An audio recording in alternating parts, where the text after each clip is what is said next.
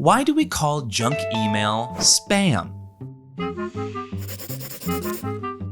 Spam was introduced by Hormel in 1937, and the canned meat soon gained massive global popularity. This ubiquity also led to a reputation for low quality.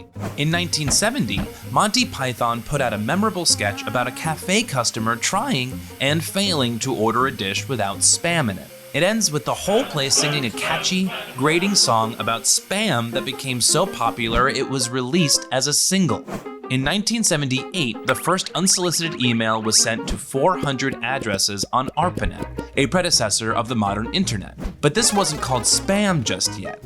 Although the precise origins of the term are unclear, we know that many early internet users were big fans of Monty Python, and users of early chat rooms sometimes annoyed one another by sharing unrelated text, including the spam song. The earliest recorded instance of someone complaining about spam was on a Usenet board in 1993, probably because the repetitive, annoying spam song summed up their feelings about receiving unwanted messages and emails.